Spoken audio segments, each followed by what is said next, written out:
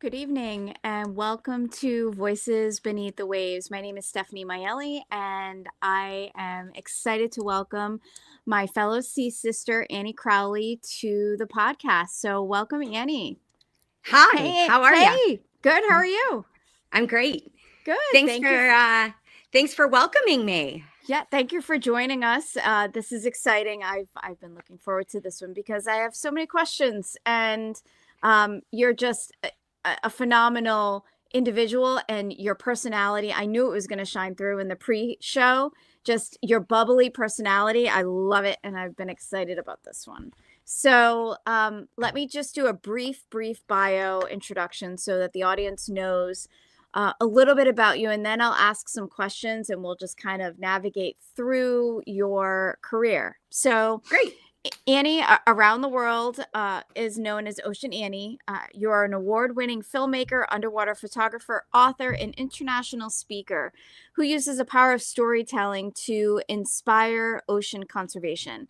A member of the Women Divers Hall of Fame, you have spent decades diving and documenting the world's oceans, from the coral reefs of Indonesia to the shark sanctuaries of Colombia's Malpalo Islands. So there are a lot of different things to dive into. Starting with how did this begin? Where, the why and where? So help me navigate that. So when you read that, I get tired listening to it. I think, wow, how did I possibly do all those things, or how can those all be hats that I wear at different times? So I have to answer this question, and it's really hard to like think, but I feel that it was following the signs in life is how I went from my humble beginnings in Chicago, Illinois, to literally traveling the world with a camera in my hand and fins on my feet. So I'd say that how I got from point A to where I'm at now is following signs. And it started with after I graduated from college, I was a journalism student at the University of Illinois. And I really loved photojournalism. And I thought that I was going to become a photojournalist. But before I kind of dug deep into a career of photojournalism, I decided that it was really important for me to take a year and travel. So after I graduated, I saved my money. I worked 3 jobs, including photography jobs. And the next thing I know, I was buying a ticket to Australia, and it was a paper ticket. So I don't. Too. I know it's like scary to think we traveled with paper tickets. And 2 weeks after I arrived in Australia, I was walking down the street and I saw a sign that said, learn to scuba dive. And I was on swim team. I was always a swimmer. And I thought, ooh, let me give that a try. And the rest is history. I looked at my instructor, kind of like how you and I are looking at each other right now, but with regs in our mouth and masks on our faces. And I heard the words, travel the world as a scuba instructor. And I was like, oh, I could do that job. I could do your job. And I pursued a dive career. Wow. That's awesome. And the following the signs portion I think is really important. I was just saying pre-show to one of my colleagues about just the universe kind of putting things into place, and following those signs, it kind of means it was supposed to happen. So you have the photojournalism background, you wanted to be a photojournalist, you had the background from college, you go to Australia, you discover a love that you had never known before. How did you decide to merge the two? So I would say that I think, I know some of our audience might be some associate members or early career.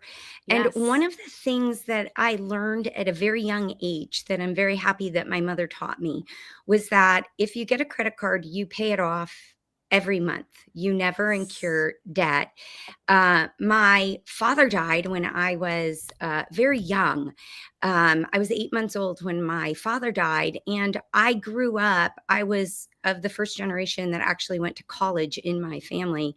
And I grew up knowing that every birthday, any kind of present that ever was received, and every job I worked as I grew up as a teenager all went towards my college fund. And it was very important that I worked through school and that I did not incur a large amount of debt, because my mom taught me to be debt free, and I carry that through today. And because of that freedom of being debt free, when I graduated from college, I was able to work and save my money and live very humbly, working 3 jobs, living back at my mom's house. And I literally saved $10,000 so I could go for a year or so on a journey of exploration of life. And I chose Australia because it was an speaking country. And I literally went, and it was one of the first places my grandmother traveled. And when I was growing up, she started traveling. My grandfather had multiple sclerosis. And when he passed away, her and one of my aunts, who also lost her husband, would do one international trip a year. And she, brought us the classic t-shirts. She put that map up in the kitchen. She would pin it. But she said to me, do it while you're young, kid, because when you get to be my age, you can't climb the mountains you want to climb. So the reason why I set sail when I was so young, right after college, without a destination, without a plan, but just to go as a backpacker, was because I wanted the freedom of being on the road. So because I was debt free and I had this freedom, I decided my next stop was going to be Airlie Beach in Australia, part of the Whitsunday Islands. It was the gateway to the Whitsunday Islands. And I literally went from advanced rescue specialty courses, and then I did my dive master all there within a period of 6 months. And I worked on boats, and I was a dive master in training, if you would, for about 6 months. So, and imagine Australia, topless, 23 years old, living the life. It was so fun, so fun. And there was this freedom of the ocean. Literally, the first breath I took, Stephanie, I'm sure you could relate to this. It like changes your life, and then you're exploring another world. Yes, So 1,000%. There's a piece to it. There's some type of calm, I think, that envelops you, and you realize that life has changed at that point in time. So after Australia, you do the dive master. What happens then? Where does your life take you? Oh, so this is a very funny point. So so I was working in the Whitsunday Islands aboard a boat as a cruise director. So I was the chef, I was deckhand, I learned to sail, everything. You had to do everything. And I had a group of snorkelers, and they all got whacked by fire coral. And I cleaned. I knew what I had to do. I had to take a toothbrush and Dettol, and I cleaned everybody's cuts, because I knew that it could be highly infectious and highly inflammatory. And what I did not know was that on my ankle, I had one teeny tiny scrape on my ankle, and my visa was running out. And with this scrape on my ankle, my foot swelled up like this. I discovered I was highly allergic to all the corals in the ocean, but especially fire coral. And I couldn't walk for like a week because I didn't clean my own coral cut out. And so what happened was I had to go to the doctor, and my visa was going to run out, and I didn't want to ruin my visa. Like you can't overstay a visa, because if you do, then you get banned from the country. And I didn't want that to happen. And so I went to the doctor and I told him, hey, look, I can't travel because I can't walk can you write a letter to immigration for me? And so he wrote a letter to immigration, and I went to immigration with my crutches, and they extended me another 6 months. So I got 6 more months in Australia. And so I spent the first year of my diving career in Australia, living and working on boats and diving Wow. on the Great Barrier Reef and in different places and locations all around Australia. And just so you know, my plane ticket then took me to New Zealand, because when you go on this path, you can go Australia, New Zealand, then home. But after being in Australia, I knew I was going to have to get a job in New Zealand because I was out of money. I was working illegally. So I have a very soft spot for illegal immigrants because I worked illegally in different countries, including Australia and New Zealand. Please don't tell the government. When I was very young. And when I got to New Zealand, my sole purpose was like, oh, I got to find a job because I do not want to go home. Yeah. How long were you in New Zealand for? A year. Oh, wow. I spent a year. I spent a year in Australia, a year in New Zealand. And when I was in New Zealand, I actually traveled with the New Zealand Rodeo. I met a family who you know how, again, when you're traveling down the road, you just like follow the signs. I decided I was going to hitchhike across New Zealand because it was cheap and it was safe. And so I stuck out my thumb right outside of Auckland, and I got picked up by a guy that was going to the very farm I was headed to the next day. So like, the guy picked me up, took me home to his family farm that was a reindeer farm. And I went with him the next day to a farm that the people had sheep paddocks that met the ocean, and they were scuba divers. So that was like this major connection that I had with this family. And the woman, her name is Chewy. She actually had 2 kids, and one of them was a baby 6 months old. And she was like, after we met, after like just a few days, she was like, why don't you travel with the rodeo? You could wear clay on your back. You could take photos. You could sell the photos to the cowboys and cowgirls. And that's what I did for the first 3 months that I was in New Zealand. That's amazing. That's Yeah, amazing. it was super fun. It was super fun. Your storytelling is coming through this conversation, and just listening to, like, I think you're bringing the audience along this journey, and I can just imagine you hitchhiking in New Zealand and meeting these people and becoming instant friends with them. So Yeah.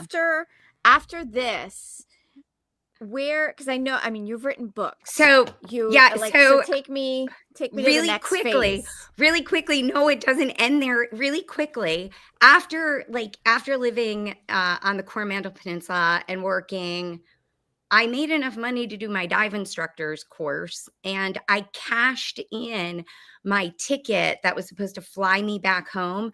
I cashed in my plane ticket and went to Bali, Indonesia. And I had my dive instructor's ticket, and I arrived in Bali, and I didn't even own dive equipment. I had a mask and snorkel, and that's it. And I arrived in Bali, and this is before the internet. And I got hired in Indonesia to work as a dive instructor because I met somebody on the beach who was trying to sell me paragliding like lessons. I was like, I have no money.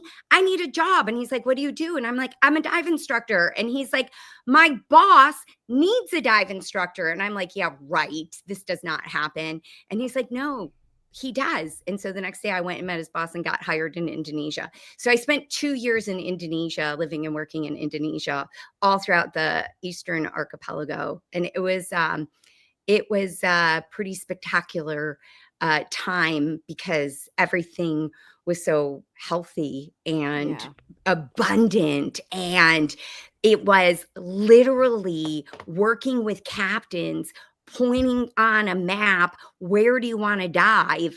And we had to look at the structure of the chart and what was going on to pick the first dive sites in Eastern Tungara, because there was only 1 or 2 boats that went there at the time.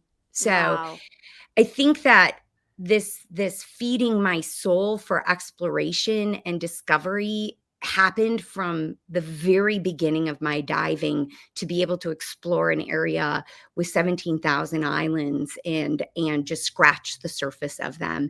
And then not be able to communicate with anybody. Like, think about the technology we're Oh, using right yeah. now, like it's like incredible. And we didn't have, like, I had to use a credit card to call home from Indonesia. I had to dial in a number and then charge it to a credit card. And it was expensive if I wanted to call home. So Oh, yeah. I very remember those different. days. Oh, very Yeah. different. Very different. The ability to Yeah. communicate nowadays is infinitely easier than it was back then, because you didn't even know if the person you were going to reach was going to be home, and you had, I don't know, like how many seconds to leave a quick Yeah. message Yeah. on their machine, and then you were done. So, Yeah. and that just cost you like $7. So Yeah. it's very funny how things have changed. So Yeah. after Indonesia, what happens? So after Indonesia, this is the saddest part of the story. After Indonesia, so I thought, like, because you couldn't communicate, because I was living this life, but everything that I knew was like back in the US, and I was Yeah. gone for 4 years, and I really didn't see much of my family. Like, one person, my grandma came to visit me for a week, like, and I had a college degree, but here I was working as a dive instructor around the world, right? And I felt guilty that I wasn't using my career, or that I wasn't on a career path, because I did not grow up thinking that scuba diving could be a career path, that this was something that I was going to do for the rest of my life. And also, living in these places, I didn't have a camera. Like, if you can imagine, it's so hard to imagine, because everybody has a GoPro, and we hold a movie studio in the palm of our hands now, Yeah. right? That everybody's a filmmaker. At the time, there was a yellow CNC camera that took film, or Nikonas, or a house system, and those were the price of a car, right? Like, Yeah. it was very expensive. And I had my land camera with me the entire time. So I was able to be a land photographer, but I couldn't afford the underwater photography equipment. And at the time, like, back when I was traveling, we didn't make $1 million, right? We No. were doing things, and there was no way to be an influencer, or you couldn't generate No. income in secondary ways. And so I decided that I should go back and figure out how to pursue, I don't know, the next chapter, if Yeah. you would. Yeah, the next chapter. And so I spent a couple of years in Chicago before I found my way to California. Gotcha. So And that's like, California's home now. no, the Pacific Northwest. I traded palm trees for pine trees, and I live in a city, the city of Edmonds. Yeah, I sometimes Oh, miss my palm trees, but I live in the city of Edmonds, it's kind of like a suburb 20 minutes outside of Seattle, but it's an yep. incorporated city. So but the easiest way to describe it, but I just live north of Seattle in the Pacific Nice. Northwest. Yeah. Nice. So, But I was so based in California for 10 years. So 10 that's years what I I was based in remember California. from, Yeah. it seems When like you it and I was, first met. Yeah. yes, and that's why I think Annie in California, and Yeah. I think I will always have you in my brain in California. So, My but brain is there too. My brain is there too. So the gateway to the Channel Islands, it's where I cut yeah, my teeth as a captain. I became a captain. I worked for the Truth Aquatic boats in California. And yeah. I also transitioned, and I worked as a crew trainer for the Peter Hughes fleet Oh, as yeah. well. So I worked Galapagos, Papua New Guinea, back to Indonesia. So I was able to find, I did sell my car. So I did go corporate for a while, Stephanie. Don't hold it against me. But I was always a part-time dive instructor and a boat captain, a part-time. And then, those signs in life that I was Oh, talking about. yeah. I went to a sales meeting for one of my um, my jobs, and it was harnessing your human potential. I could still hear Les Brown talk today. You've got to do things other people don't do in order to have the life you dream today. And I went back and quit my job. I sold my car. I bought my underwater camera housings. I went to Brooks Institute of Photography for their undersea program. And 7 weeks later, I got booted out to go and work for Peter Hughes because I was going to become an underwater photographer and filmmaker. And that's kind of like all these different paths and turns. Yes. Um, Yeah. But that inspirational talk that I went to with Les Brown, I ended up years later taking his speaker series for 2 years, and he trained me as a platinum speaker. So the reason why you know me as a speaker and why I do so much speaking is all back to those roots and reaching out to my mentor and friend, Les Brown, who set me on my path to become an underwater photographer.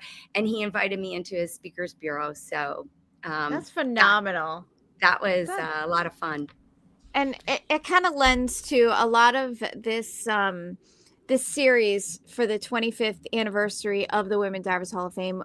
I've had an opportunity to interview amazing individuals, and there are several common themes, but one that you hit upon a couple of minutes ago was this isn't a linear path. And sometimes you're taking these turns and looking for these signs that we might really not, we're never going to see them coming.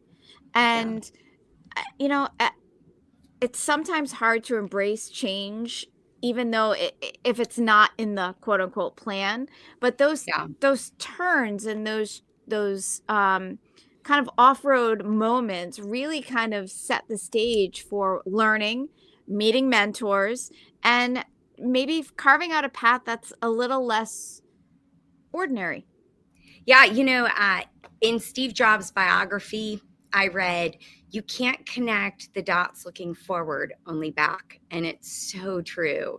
There was another powerful passage that I read in a book, I think by Neil Donald Walsh, actually. And it was, there is no direct path. We all end up in the same place.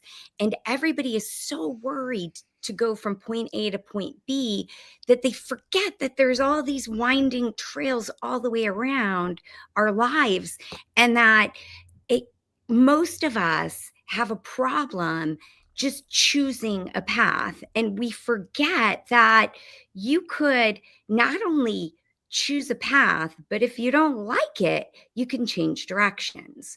And I feel that it's a long winding road, not to quote the Beatles, but there's so many different ways. But when we're younger, we think it's like this, and then we get older and we realize how many paths we're able to choose and how many oceans we can dive into, how many dive sites there are on the planet. That is very true. And I think this lends to this generation, the younger, in my viewpoint, the younger generation, this generation, is that I think they're embracing the ability to change direction. I felt in my generation that it was of the mindset, you get one job, you stick with that job, you retire, end of story. But nowadays, I think people have the wherewithal and the ability to take chances, make choices, and not be on just one path, but have a multitude of paths, and identifying and seeing that, yes, they might not enjoy what they're doing, or, but they're not stuck. They can make a choice, and a mistake is not really a mistake. It's a learning opportunity. And I think that's an amazing part of this generation. Yeah, I think I get stuck sometimes. Like we all get stuck. Yes. I'm a creative. I do my best when I'm creating. I also do my best when I'm extremely busy. If I have idle time, it does not suit me well. they say if you want a job done, get the busiest person in the room. And I never quite understood that. But somehow when I'm really busy, I can accomplish everything. And Yes. when I have but I need those slow times as well to let the creativity sink in. But I think that for almost everything that I've created, it is because somebody else has supported me in one kind of shape, way, form, whether it's encouragement, you know, I I'm not quite sure 100 people could support us and one person's negative, and sometimes we let that negative person control us.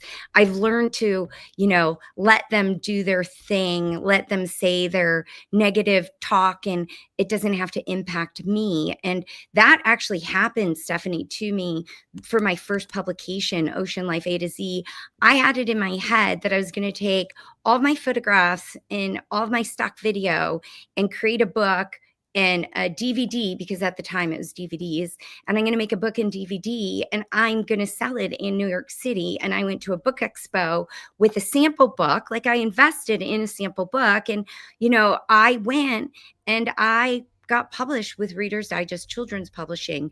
And everybody told me I was crazy, but I had it in my head that I was going to bring the real ocean and the ocean that I knew to the next generation. And Yes. if I would have listened to all of those people that said you're crazy, I wouldn't have been able to reach the 150,000 families who ended up having that book in their library. And that really set me up for a self-confidence in that I had chosen the right path, and that Mhm. I could do publishing together with filmmaking and make it work. And that was, I think that I could never choose which I liked better, photos or film and video. And so I always found ways to combine both photography and filmmaking. Yeah, they're both passion points, and you found a Um, nice way to marry them together and to create this amazing content for people that families and especially young people to be able to understand what is out there. The underwater world is spectacular, but I don't in my opinion, not enough people are experiencing that and understanding the awe and wonder that exists under the water. So it's Well, I think it's really an interesting point. Um, we teach kids to swim so they don't drown, not to swim so they can explore the world. And the ocean is underrepresented in our education system, and it's often misrepresented by our media. And yeah. so, in order to get our world, the world that you and I both love so intimately, so deeply, so lovingly, and what all of our sea sisters are connected through, and everybody, let's face it, everybody who becomes a scuba diver who has a great experience with it, we want to share this feeling with other people. Yes. And it's these kinds of stories, but unfortunately, fear-based media sells, right? And Of our course, yeah. education system is so archaic that we barely get across the importance of our ocean. Like literally, as I never forget this, Stephanie, every breath we take connects us to the sea, because of the phytoplankton mass in the world ocean that makes our planet, right? Without a healthy planet, or without a healthy ocean, our planet is not healthy. So, No, it's not. um, and that's the kind of messaging that we all need to be shouting from the rooftops, right? It's an important message and one that can be carried in different ways by different people, and storytelling like you're doing is really important, and that kind of segues into another topic that I know we're both passionate about because it involves a fellow sea sister, Erica, who I had the Yeah. pleasure of interviewing several months ago. But you're the one who introduced us, and she is a remarkable individual doing remarkable things and doing her part to preserve what is in the waters off the coast of Colombia in an amazing place called Silky Malpalo. shirts. I'm wearing Yep. my silky shirts. That's I right. have the Yeah. same one, and it's a beautiful, beautiful scarf slash shawl. But can you Brief. explain? Yeah, Yeah. can brief like read us in, read us in. 4 years ago, right now, I was diving in Malpelo with Blue Green Expeditions, Faith Ortons, who's another sea sister, Hmm. who also runs a lot of our trips through Women Divers Hall of Fame. So Yes. if you're watching and listening and you want to travel with the Women Divers Hall of Fame, there's many trips that you could go on. When I travel as a photographer and filmmaker, there's different ways that I travel. Sometimes I get hired to go on jobs. Other times I take trips and I go and explore with my cameras, and I'm not responsible for a group. So I do a lot of different kinds of exploring and travel. On this particular trip, I was going to Malpelo Island, which is 300 miles off the coast of Colombia. If you want to learn more about this, please go back and watch Stephanie and Erica's interview that happened. I think it was the fourth one. It It was happened earlier April. this year. And Erica is very passionate. I did not know Erica when I went as a tourist, but the captain of the Ferox, which is the ecotourism company, Columbia Dive Adventures, um, from the moment I met him, he said, "You have to meet Erica Lopez." And he knew my work. And at the time, my latest book, Planet Ocean, Why We All Need a Healthy Ocean, had just released. So I had brought him a copy, and him and I were talking. And he said, nobody knows the story of her NGO. And I bet you and Erica would get along great. And I think that I can introduce you. And so I went and I dove for 10 days at Malpelo Island. It was literally some of the most incredible diving I've ever done in my life. And mind you, 30 years of dive Yeah. international Hmm. travel in this incredible rock in the middle of the Eastern Tropical Pacific Marine Corridor. The abundance of biodiversity with these huge schools of fish and the cold upwelling from the deep during the season that I was there, it was just phenomenal. And I saw some behaviors that I've never witnessed before. And so, fast forward, I get back to land. Uh, Thank you, technology. I literally have a video conference with Erica the day I get back. And she's like, "Come back. Come live on my boat. You want to tell a story about my organization? Please come live with us." And so I spent 3 months on the Silky Catamaran at Malpelo Island, documenting the work of Biodiversity Conservation Colombia, protecting the waters around this island from illegal shark fishermen coming to hunt. Coming to hunt the sharks that migrate through these waters. And these sharks are the same sharks that migrate from Malpelo to Galapagos, to Cocos, to Cueva in Panama, up to Mexico. So these sharks that Erica protects around Malpelo are the very sharks that go into open ocean. They get wiped out by illegal fishing.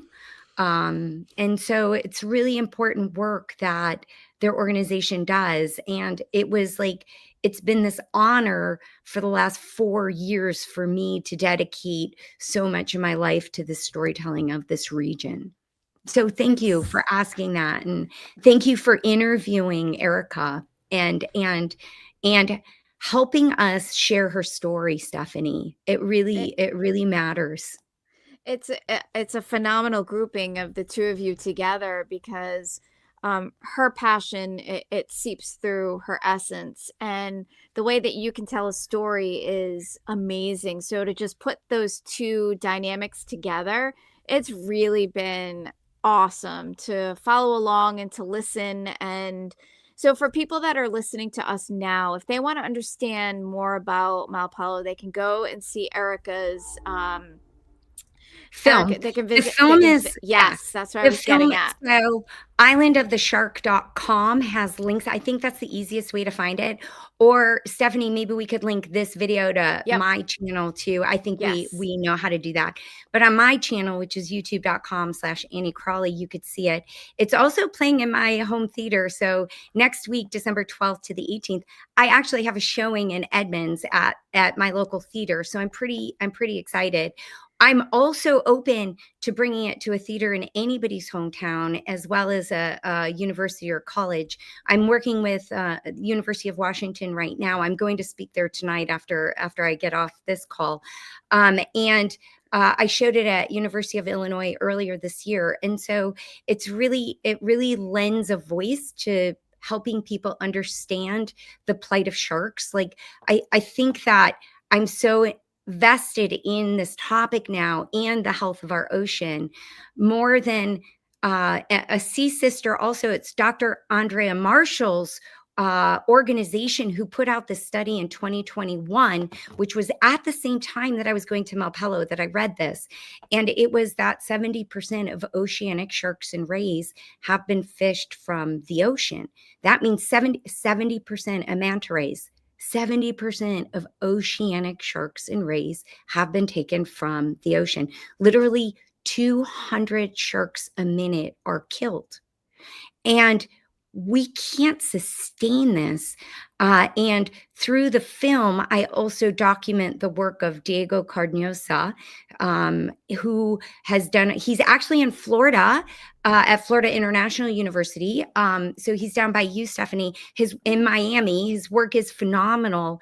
And this is what he discovered, is that much of the sharks in Hong Kong and Singapore, China and Malaysia that are being traded are, because of DNA testing, they're being traded and they're listed on the endangered species list. And so now we have the science to back up the stopping of it. And at CITES this last week, they just listed the whale shark and several other species of sharks and rays on Appendix 1. So if you care about the plight of sharks and rays, please go and watch the film. Please learn about, there's quite a few people that are doing amazing work within our organization about sharks and rays. But we really need to talk truth to power with the plight of sharks, and all of us need to take action, because without sharks, we don't have a healthy ocean. Without a healthy ocean, people are not healthy. And I often say, by saving sharks, we're saving people. And the reason why I say that is because people need to understand our connection to the ocean. And without a healthy ocean, our global economy is tied to that healthy ocean. And so we have a lot of issues going on within our world ocean, but these are problems that are solvable because so many great people are working on them. But we all have to step up now. Like, now is the time. There is no later. That is very true, and being able to elevate a voice and use that to explain, like, an ecosystem exists because all of the players in that ecosystem are essential. When you take a species out of that ecosystem, the ecosystem doesn't function the way that nature intended. So when you take an apex predator out of the ecosystem or wipe it to the point where so little exists, everything else kind of it runs amok. And that, I mean, we see it in land when you wipe out certain species, others are overwhelmed. It's a natural, like, cause and I- effect. So we'll get to a point where we cannot come back, and that's the no. scary part that not many people are talking about. Yeah, I really care deeply for the animals in the ocean, but there's so many success stories. Like, green sea turtles just got taken off the list. Humpback whales have made a comeback. Like, we can create this change as long as we put the protections in place now, and that we all start taking action around it. And it does take public awareness drives corporate and policy change. So it does take all of us working together to create the change that's necessary. But it's really we need more scuba divers, right? Because we're only 1% of the population. And so if Yes. more people learn to dive and have this connection instead of having a fear around water, but that they look at it as they get to explore the other 70% of our planet. My gosh, how lucky would we all be, right? Like It's very how true. lucky. Yeah, I mean, you kind of said it perfectly right there. It's 70% of an unknown, and Yeah. having that wanderlust and just being able to, if you're a parent, exposing your children to this different world as an explorer, irrespective of age, to go try something. Case in point, your grandmother. It's an amazing opportunity that we have, and so in such an interconnected world, it's so possible. Yeah. It's Yeah, it's exciting. I really do. I really do thank my lucky stars that I followed those signs and that I breathed underwater for the first time and that I tried it and Yeah. that it literally changed the trajectory of my life. Like I Mhm. can't and I feel at home in the ocean. If I have to be too far away from diving, I have to go find a pool and breathe underwater. Like it touches every single one of my senses. And I think that like one of my best experiences is actually diving in a bait ball around Malpelo Island with hundreds of silky sharks swarming me. And Erica was not with me on this particular dive. I experienced it with her co-founder, Jacob Griffiths.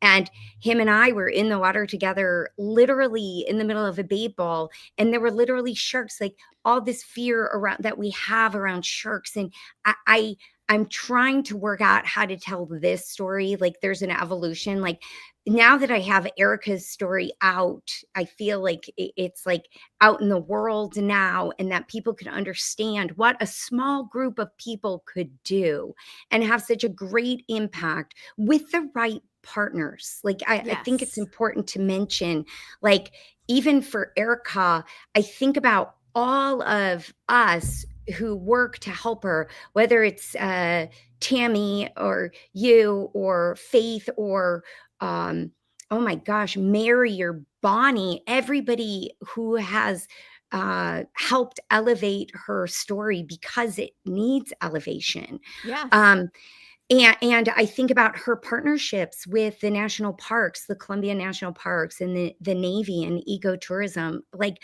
none of us live in a silo.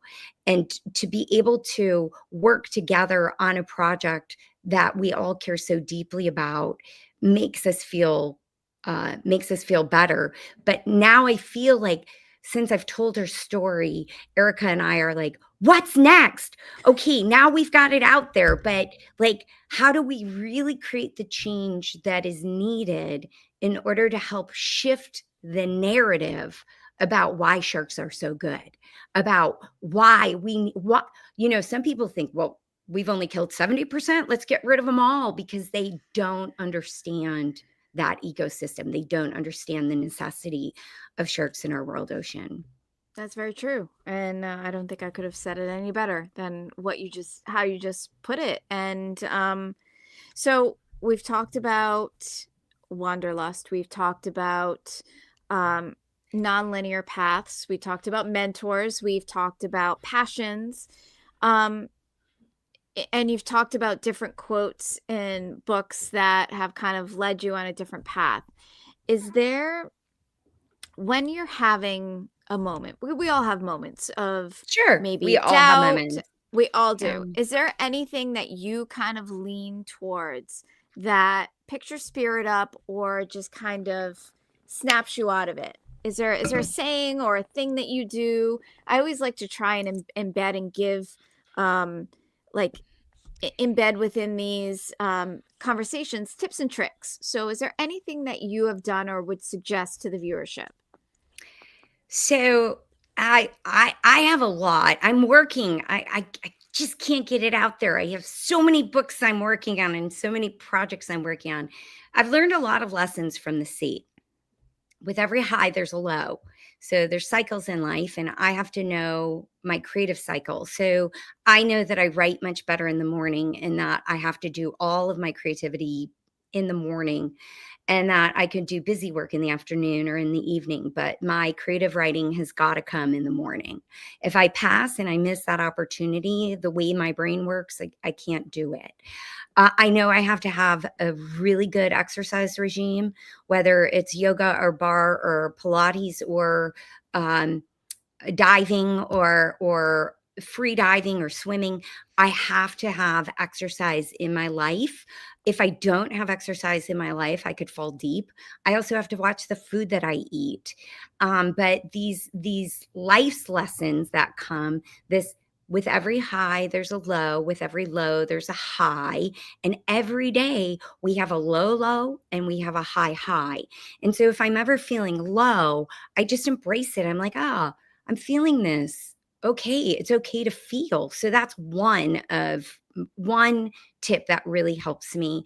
I think that, you know, when we read about the coral reefs and what is going on in our world ocean, and I was just in Papua New Guinea and I experienced extraordinary coral bleaching that I would have never guessed would have been happening there.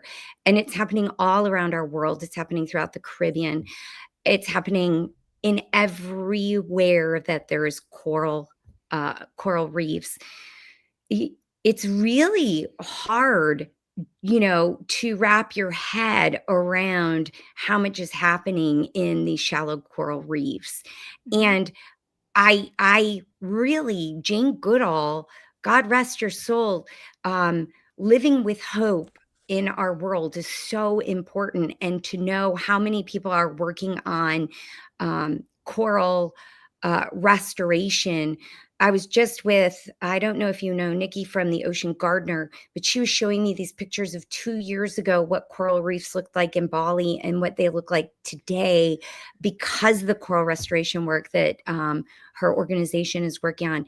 There's so many stories of hope that I find that when I'm going into a dark place, I have to do something. I have to take action. We are looking for people to work with shark policy now for Erica and I, because we realize that, we can't change an entire culture who is, um, consuming sharks, and there's many industries that are using sharks, and so we have to figure out a way to work on a policy level to really create change, as well as creating public awareness around it. And so if like, I'll do a shout out, if anybody wants to help us, contact us. We'd love to help you in that way. But I'd say that for my y- you know for my emotions and my sanity and who I am, I think finding stories and creating stories and sharing stories and connecting, making these connections and knowing I'm not alone are probably some of the most important tools that I use to help, because in the end we are humans. We are making connection. It is our drive to nurture, to nature. And I guess that everything that I want to do in this world is to help people understand that we must live at one with our environment. We must live at one with our environment because of what's happening in our world. That is some sage advice, my friend. And it's not hard to be kind. And No. in this world, I think we need a little more kindness. It goes a long way versus being negative and mean. And what you're saying about feeling less lonely and leaning on others is really important. And I hope people listening to this are taking that away, that sometimes it can feel super daunting.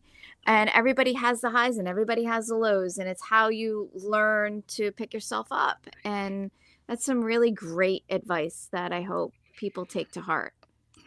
What do you do, And Stephanie?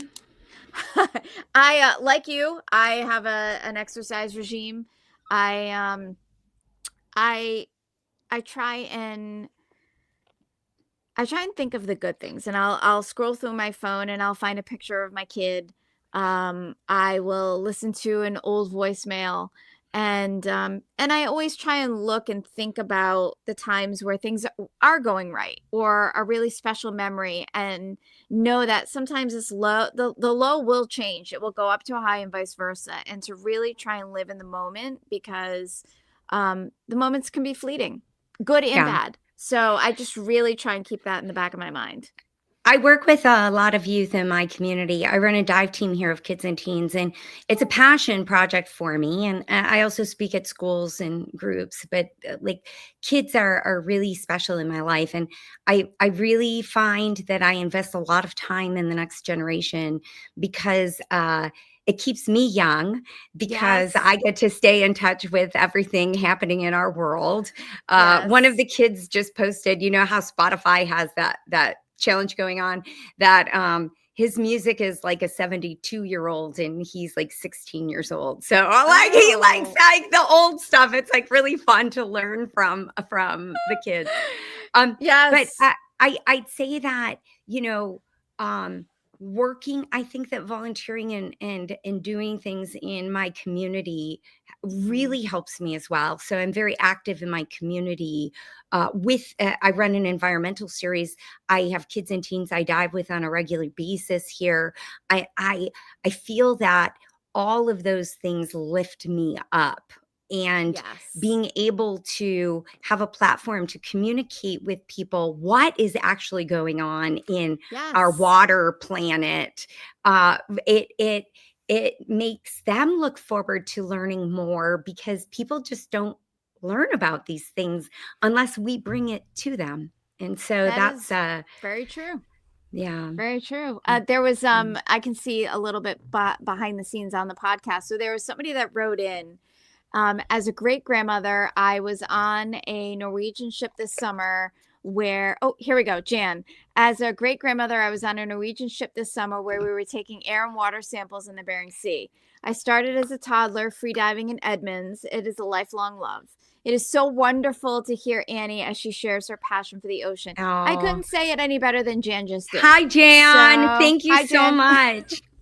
So it's amazing, and you're an inspiration, Jen, to be sharing this with us. And thank you again for listening into the Yeah. podcast. And so as we wrap up, Annie, is there anything that you want to, any parting words for those that are viewing this or will view? I would like to bring it back to the Women Divers Hall of Fame. I think that that would be really appropriate because this is our season finale for 2025. And the Mm-hmm. whole reason why we started this was because we're celebrating our 25th anniversary.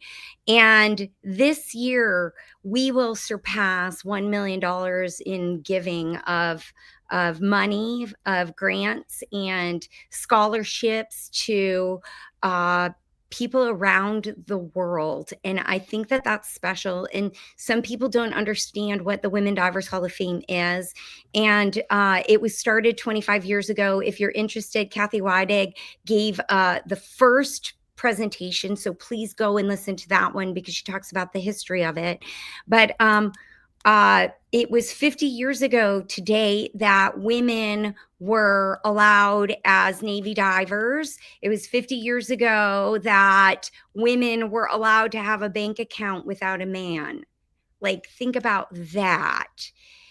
25 years ago, a group of people got together because women were not being recognized for their international contribution on a level of celebration within the scuba diving industry.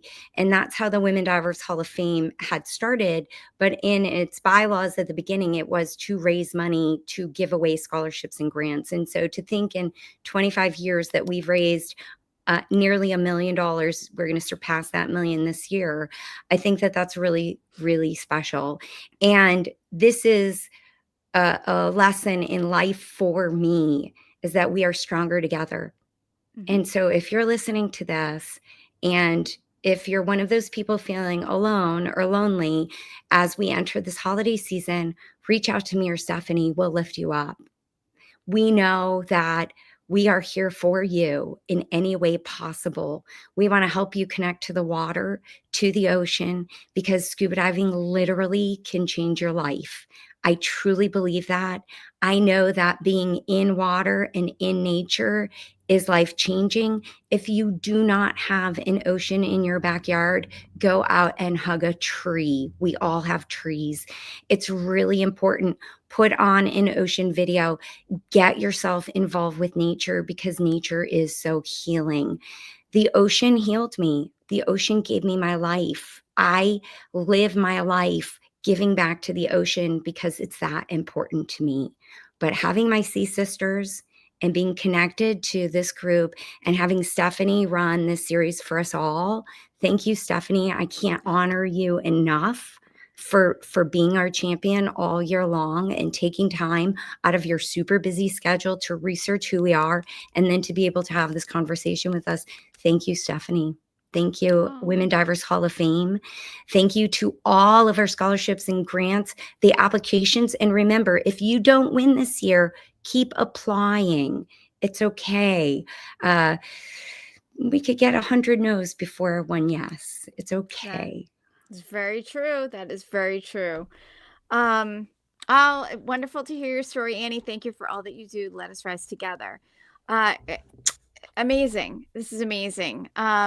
Thank you, Annie, for taking the time. It has been an amazing journey, and I'm just going to say a couple of parting words, but thank you again. Yeah, and I should have put Annie Crawley Keffler. I got married 3 months ago, and I'm so used to just putting Annie Crawley. I forgot to add Keffler. So, Terry, don't hold it against me if you're watching. Mama, if you're watching, don't hold it against me. I should have put Annie Crawley Keffler. I'm so sorry. I'm so sorry. We'll tag it correctly in the post show. So, Oh oh my so God, that's funny. so amazing. That is so amazing. Thank you again, Annie. Thank you, Stephanie. Thanks.